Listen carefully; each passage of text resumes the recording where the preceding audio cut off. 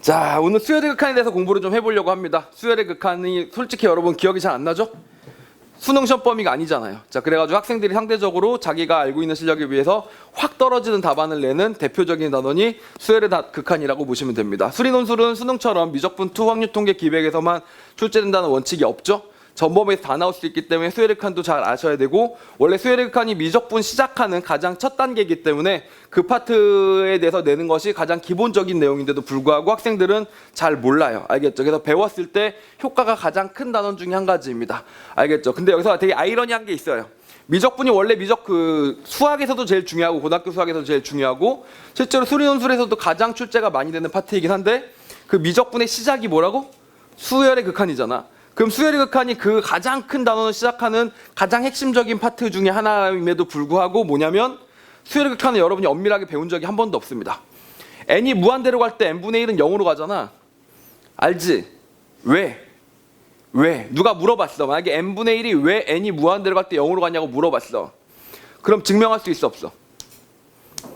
증명할 수가 없어요. 여러분 교과서에 뭐라고 써있냐면, n분의 1이 왜 n이 무한대로 갈 때 0으로 가냐면, n분의 1을 점을 찍어보면 얘가 점점 0으로 간다, 이렇게 써 있습니다. 무슨 말인지 알겠어요? 그럼 답안지에다 그렇게 쓰면 어떻게 되겠어요? 자, n분의 1은요 점을 찍어가면 0으로 갑니다. 다른 수열의 극한 값을 막 구하시오. 이런 수열의 극한을 구하시오. 그랬더니 제가 점을 찍어봤거든요. 그랬더니 이게 3으로 갑니다. 이렇게 답 쓰면 빵점이잖아.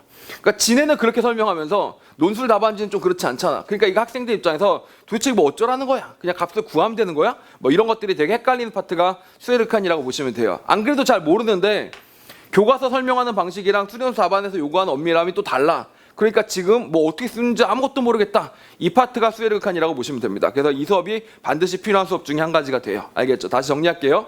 왜 그러냐? 수열의 극한의 정의가 너무 어렵기 때문에 거기서부터 시작하는 겁니다. 수열의 극한의 정의부터 일단 참고로 알고 넘어가도록 할게요. 극한을 설명하려고 하는데, 자, 다시 정의부터 보라색으로 시작합니다. 제가 보라색으로 시작하는 게 뭐라 그랬지? 항상 교육과정 바깥에 있어가지고 여러분이 꼭 알 필요가 없는 내용들은 수열의 극한 보라색으로 쓰고 설명을 하는데, 수열의 극한 엄밀한 정의는 교육과정 바깥에 있습니다. 그리고 여러분이 이해하기가 힘들어요. 알겠죠? 그런데 바깥에 있음에도 불구하고 기출문제들을 살펴보면 제시문에서 그냥 언급해주면서 시작하는 경우들도 있고, 그 다음에 간접적으로 알면 도움되는 경우들도 있기 때문에 제가 간단히만 설명을 하도록 할게요. 간단히만 설명을 할 건데 여러분이 그걸 듣고 완벽하게 이해가 안 간다라고 해서 스트레스 받을 필요가 없다는 얘기야. 그냥 부담 없이 한번 들어보면 된다고요. 그런 느낌으로 알겠어, 저런 식의 수열의 극한이구나 라고 정리를 해보는 건데 쉽지는 않습니다. 거기 제가 간단히 적어놨거든요. 요 얘기를 잠깐 해보도록 합시다. 뭐냐면 리미트 n이 무한대로 가요.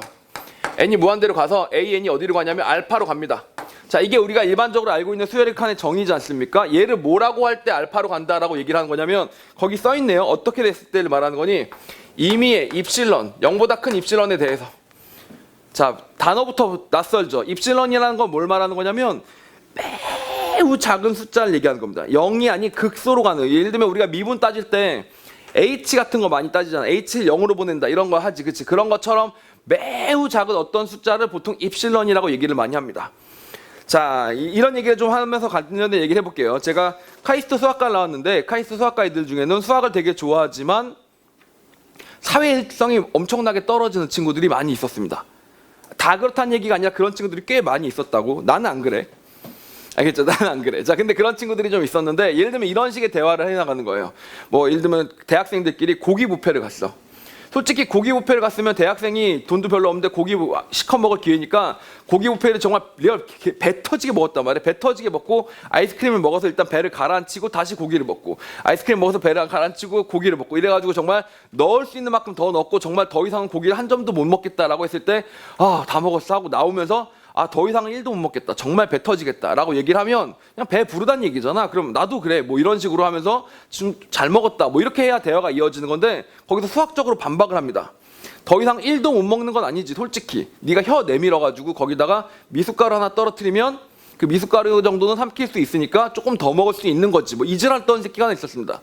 알겠죠? 내가 그때 딱 들으면서, 아, 이 새끼는 정말 사회적으로 문제가 있는 정도구나. 어떻게 이런 말 했는데 이렇게 대답이 나올 수가 있지? 라고 생각하면서 이 학교에서 학교 생활하기 싫다라는 생각을 잠깐 하면서 학교 생활이 진행됐었던 적이 있거든. 자, 근데 그때 정확하게 말하면 걔가 미숫가루 얘기도 하면서 뭐라 그랬냐면, 그때는 보통 우리가 뭐라고 쓰냐면, 야, 혀 내밀면 네가 입실런만큼만 더 먹으면 되지, 이렇게 얘기하는 거예요. 근데 보통 그런 식으로 씁니다. 그러니까 미숫가루 하나에 해당되는 그 작은 양 있지. 그걸 보통 어떤 뉘앙스로 설명하냐면 입실론이다 이렇게 얘기를 하는 겁니다. 알겠죠? 그래서 그 어떤 입실론, 아무리 작은 입실론이라는 숫자를 갖고 오더라도 0보다는 커야 돼요. 0보다 작으면 안 됩니다. 음수면 안 되고 0보다 큰 존재하긴 존재하는 거야. 미숫가루니까. 알겠지? 그런데 하여튼 그런 녀석에 대해서 그때마다 이런 게 있다는 겁니다. M이 존재한다. M이 존재하는 거야. 어떤 M이 존재하는데? 자, ST는 뭐냐면 search 대신이라는 뜻입니다. 다음과 같은 이라는 뜻이에요.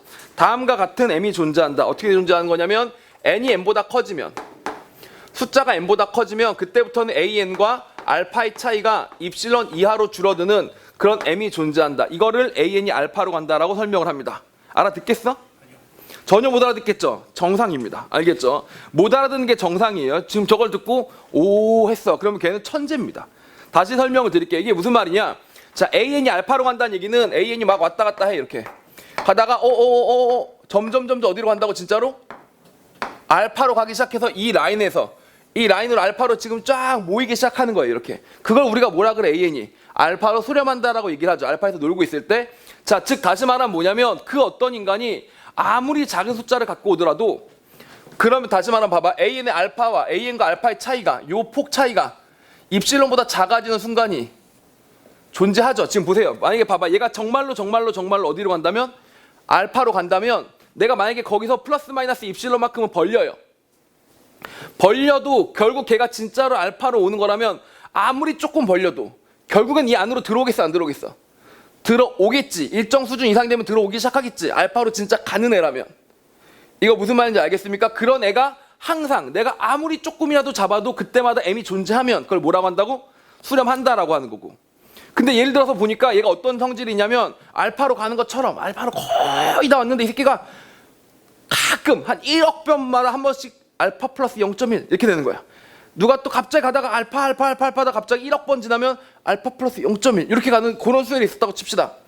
그럼 걔는 알파 플러스 0.1을 자꾸 반복하니까 만약에 입실론이 0.1이 아니라 0.01로 잡으면 어떻게 돼?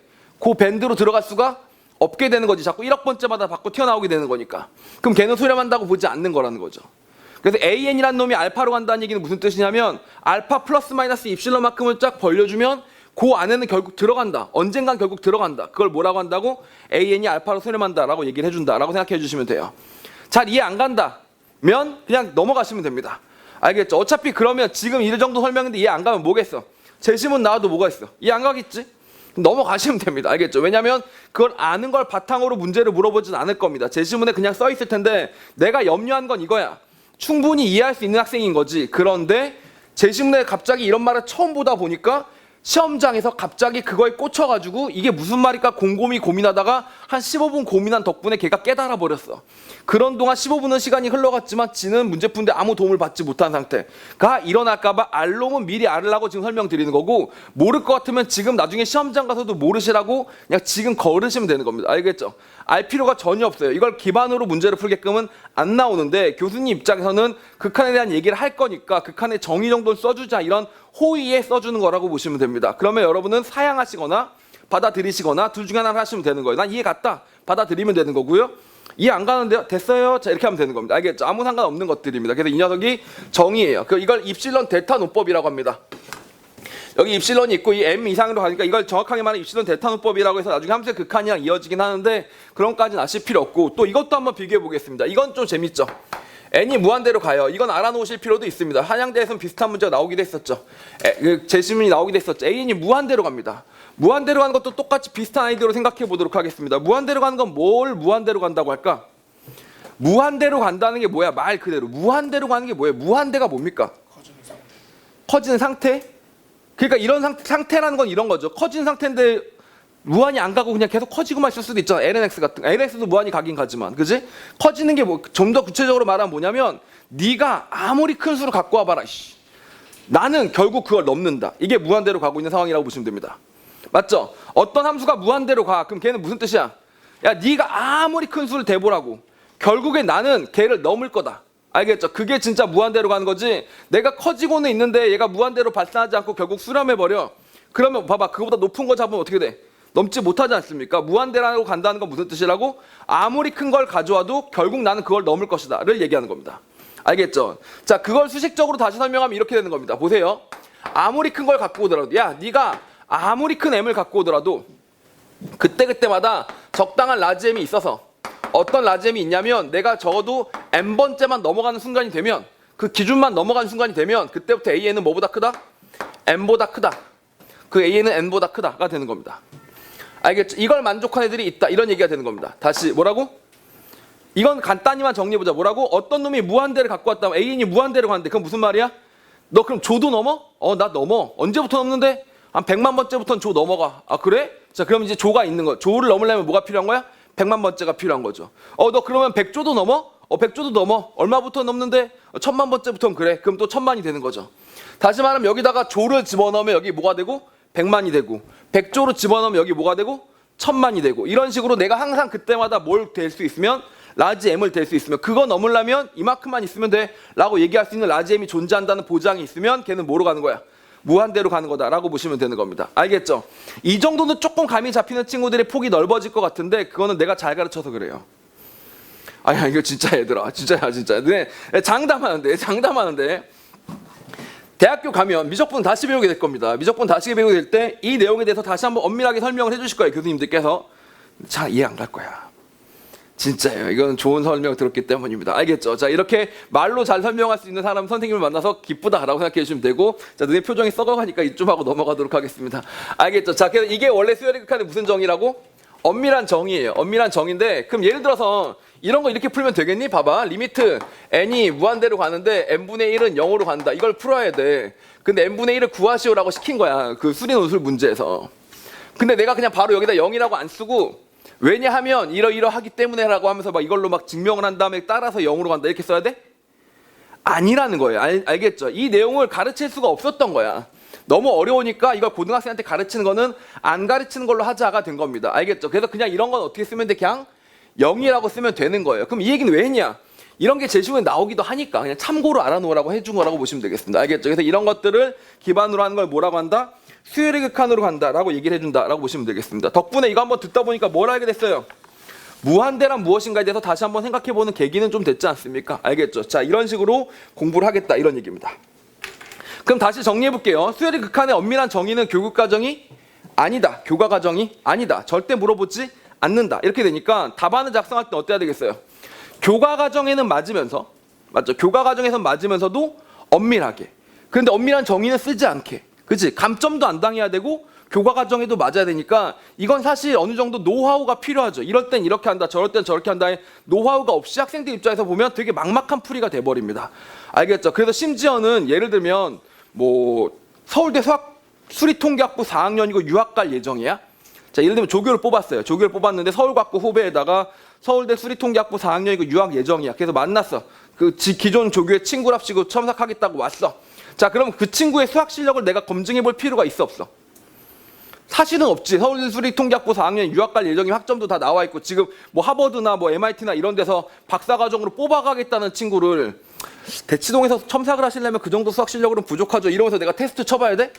사실은 그렇지 않은 수준이잖아. 그럼에도 불구하고 그 친구들한테 짚어주는 것 중에 뭐가 있냐면 절대 수열의 극한 첨삭할 때 엄밀하게 정의대로 첨삭하면 안 된다. 애들 그렇게 안 한다. 알겠지? 라고 하면서 어떻게 쓰는지에 대해서 좀 알려줘야 된다고. 다시 말하면 여기는 수학의 영역이 아니라 뭔가 고교 입시 영역이에요. 관례적으로 여기까지를 쓰는 걸로 한다라는 것들을 알아야 되는데 관례적인 건 내가 관례적인 거고 그동안 기출이 관례적인 거고 솔직히 여러분들은 관례가 없잖아. 수열의 극한 논술 써본 적 있어? 없으니까 관례가 없는데 너네 어떻게 했을 거야. 알겠지? 그래서 그거를 좀 짚고 넘어가 보겠다 이런 얘기가 되는 겁니다. 근데 일단 문제부터 확인을 해보도록 할게요. 문제는 두 종류가 있습니다.